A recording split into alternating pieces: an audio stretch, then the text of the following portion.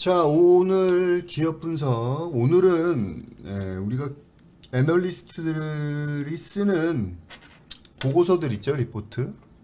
거기에 대해서 한번 알아볼게요. 애널리스트들이 보고서를 쓰죠. 이 애널리스트들은 얘기 들어보면은 얼마나 예측을 잘하느냐에 따라서 연봉이 달라져, 연봉이. 연봉이 틀려져. 그래갖고 기업 분석을 잘하고 예측을 잘하면 이 연봉이 틀려지는 거예요. 그러니까 이 사람들은 막 발로 뛰죠. 직접 회사도 찾아가고, 그 다음에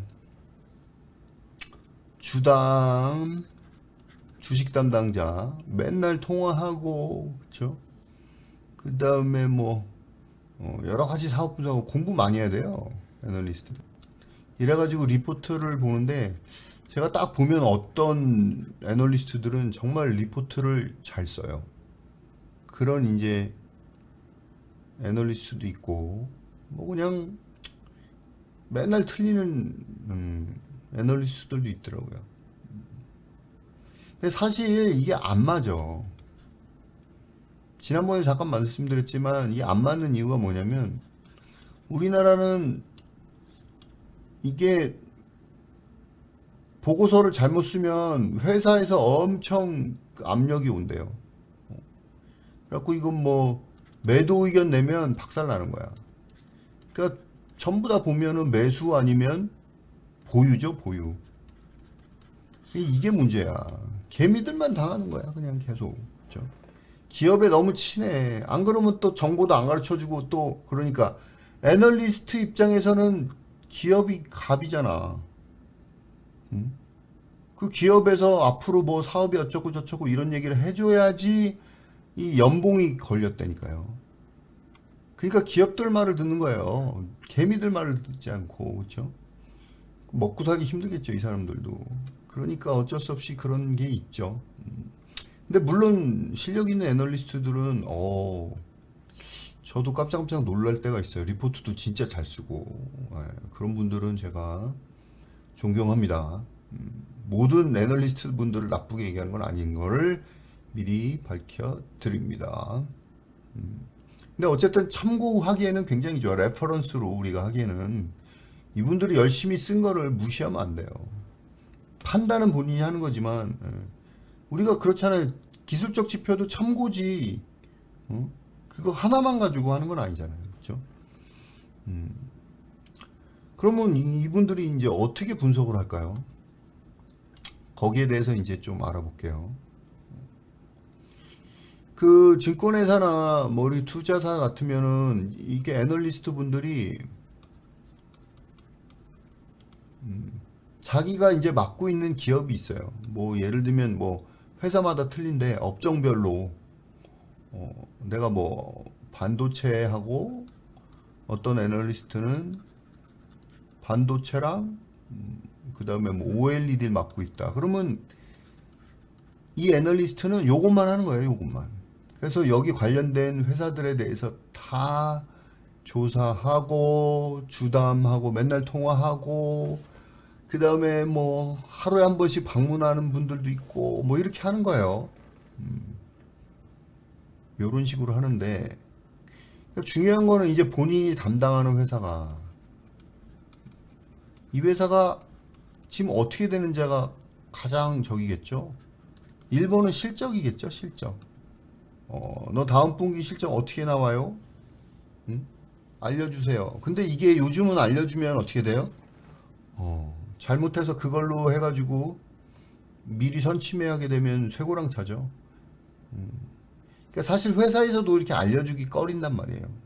그러니까 어쨌든 뭐 무슨 사업을 하고 뭐 이런 건 알려주겠죠. 뭐 예를 들어서 뭐 중국의 화웨이랑 지금 뭐 계약을 할 것 같다. 뭐 이런 건 알려주겠죠. 실적을 알려주는 게 아니라 계약건 이런 건 알려줄 수 있겠죠. 할지 모른다. 그렇죠? 그리고 이런 거에 따라서 이 사람들이 쓰는 리포트에 따라서 또 저기 뭐 많이 움직여요. 큰 손들도 사실은.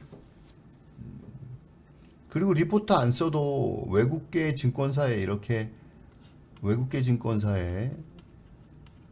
담당자가 있어갖고 알려주는 저기가 있어요. 그러니까 외국계 큰 손들은 그 일일이 다 자기가 알 수 없으니까 고용을 하는 거나 마찬가지죠. 어떤 회사랑 투자사나 증권사들이랑 이렇게 해가지고 그게 뭐 여러 가지를 판단하는데 일단 1번 실적이겠고 또 뭘 판단할까요? 경영진에 관련된 것도 판단해요.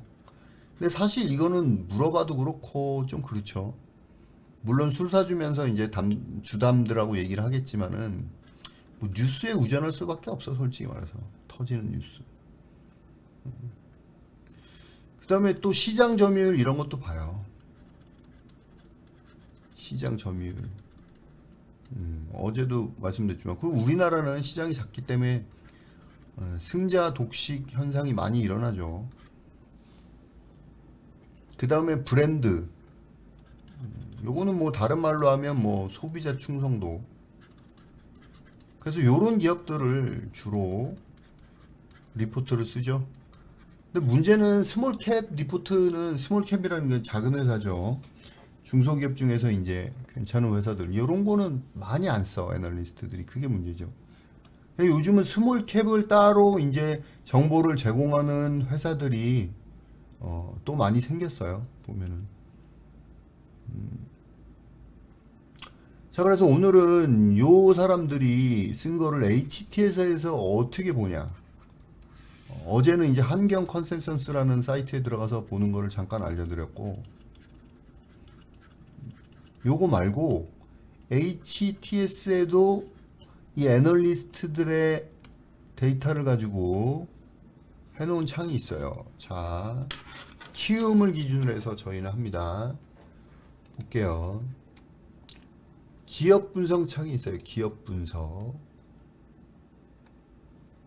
자, 기업 분석. 여기 들어가면 첫 번째 탭이 이제 기업의 개요죠. 그래서 예를 들어서 토박스 코리아 그러면 이렇게 쭉 나오고, 뭐 대표가 누구고 회사가 어디고 이런 거 다 나와요. 주주명도 나오고. 그다음에 기업 분석 탭을 딱 누르면 여기 또 여러 가지가 있죠. 이것들 많이 보셔야 돼요. 실제로 특히 중장기로 하거나 금액을 많이 투자하시는 분들은 여기서부터 보면 이게 기업 개요가 쫙 있어요. 여기 있는 거랑 똑같은 거예요. 보시면은 기업 개요 있고 재무제표 있고요. 요거는 나중에 양적 분석에서 나중에 할게요. 지금 질적 분석을 하고 있으니까. 그다음 재무 비율, 투자 지표, 그렇죠? 요런 게 있는데 여기서 보면 이제 컨센서스. 아, 또 VIP 분들 안 보이시겠네.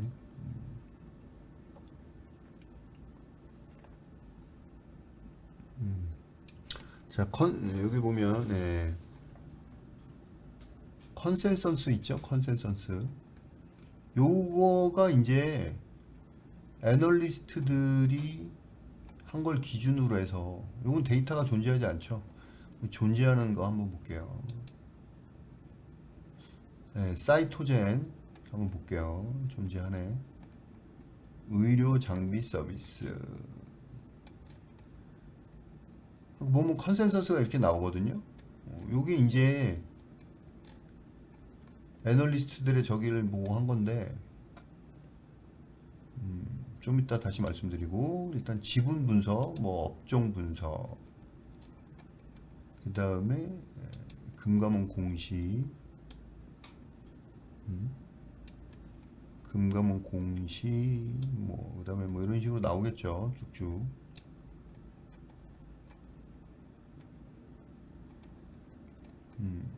근데 여기서 애널리스트들이 한 걸 어떻게 찾냐 그러면은 기업 분석 말고 여기 보시면 리서치 동향이라는 게 있어요.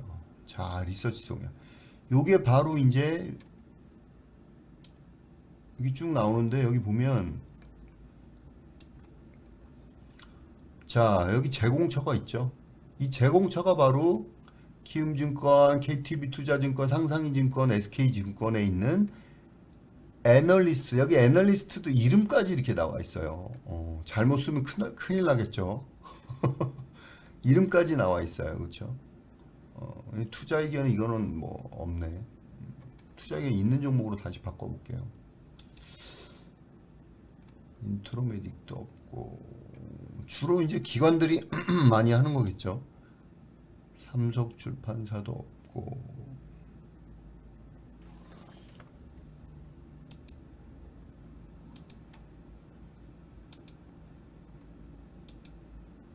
네, 코나이네, 코나이. 우리 지금 들어가 있는 종목. 보면은 이제 매수 의견이 있고, 바이가 매수죠. 똑같은 거죠. 그 다음에 이제 투자 의견 없는 사람들도 있고. 그래서 리서치 동향을 보면서, 최근 리포트의 저기를 볼 수가 있어요. 그 다음에 여기 보면 컨센서스가 따로 있죠. 컨센서스. 컨센서스가 뭐냐면 컨센서스는 합의를 보다는 거죠. 영어로 하면은 컨센서스. 그렇죠? 그래서 이렇게 목표 주가 컨센서스가 있는데 여기 보면 아까 기업 분석에서 나온 여기 컨센서스는 이 회사 하나에 대해서 나와 있는 거고요. 그래서 앞으로 다음 분기 때 실적을 추정을 하는 거죠. 추정치가 나와 있는 거고 여기 컨센서스 탭에 있는 거는 이건 뭐냐면 여기 보면은 가장 중요한 게 괴리율이라고 있죠. 괴리율. 요거는 뭐냐면 애널리스트들이 목표 주가를 정하잖아요. 그 목표 주가랑 현재 가격이랑 차이, 그거를 이제 괴리율이라고 해요. 그럼 92%면 거의 2배죠. 그렇죠? 그럼 위메이드는 엄청 좋은 거죠. 현재 주가가 괴리율이 많다는 거는 그만큼 저평가되어 있다는 얘기죠. 그렇죠? 그래서 괴리율 상위 10종목, 그다음 괴리율 하위, 이거는 고평가되어 있다는 거죠. 괴리율이. 그래서 이렇게 나눠서 보시면 되고 컨센서스 상하의 비율, 요거 이제 비율에 대해서 EPS에 대해서 나와 있는 거죠. EPS 상하의 비율. 아까 목표 주가 계열은 그냥 주가로 본 거고 컨센서스 상하율에서는 첫 번째 EPS, 그렇죠? 그 순위가 다 랭킹 있어요. 투자이건 하향 비율, 적정 주가 상하향 비율, 투자 의견 상위. 이렇게 쭉 보시면 되고 그 다음에 제가 제일 좋아하는 거 어닝 서프라이즈랑 턴어라운드. 이거는 여러분들 한번 연구를 해보세요. 어닝 서프라이즈라는 건 뭔지 아시죠? 실적을 발표했는데 100억 벌 것 같은 회사가 200억을 벌었어요. 이거지. 그렇죠? 그 다음에 턴어라운드는 뭐예요? 흑자 전환. 그렇죠? 여기 써 있죠? 흑자 전환. 이런 것들에 대해서 여러분들이 다른 데 찾을 필요 없이 여기 보면 나와 있어요. 다. 그렇죠? 여러분도 HTS에 이런 거 있는지도 모르셨죠? 솔직히 얘기해서. 그래요, 안 그래요? 공부를 해야 돼, 공부를. 이런 거 보면서 한번 우리가 기업 분석할 때 우리가 기술적 분석으로도 매매를 하지만 여러분 금액이 커지면 점점 중장기로 가야 돼요. 그 우리 반에서도 지금 희망 펀드라고 그래가지고 중장기 종목들을 따로 주거든요. 그것들은 이제 월급을 축적해서 할 수도 있고 집 살 수도 있고 나중에 그걸 모아서 10년에 10억 벌자 이거죠. 10년에 10억 벌자. 그럴 때는 여러분들이 보셔야 돼요. 이거. 저도 기술적 분석 위주로 리딩도 하고 매매를 하지만 이거 모르시면 안 돼요. 결국에는 아셔야 돼. 결국에는. 그리고 기술적 분석만 아는 사람이 더 유리하겠어요? 기술적 분석하고 기본적 분석, 기업 분석 할 줄 아는 사람이 유리하겠어요? 결국은 둘 다 하는 사람이 유리할 거 아니에요. 공부를 하시라고요. 아시겠죠? 네. 자, 그래서 오늘은 애널리스트들이 어떤 방식으로 리포트를 쓰는지 알려드렸고요. 그 다음에 HTS 상에서 이 사람들이 만들어낸 보고서를 어떻게 보는지, 그렇죠? 보고서를 어떤 식으로 보는지, 그 다음에 컨센서스는 어떻게 되는지, 컨센서스가 어떻게 되는지, 그런 거에 대해서 괴리율, EPS 여기 다 있어요. 여기 보면은 머닝 서프라이 턴어라운드. 네, 한번 쭉 주말에 한번 이런 거 보세요. 재밌어요. 재밌어요. 자, 오늘은 여기까지 하겠습니다. 네, 수고하셨습니다.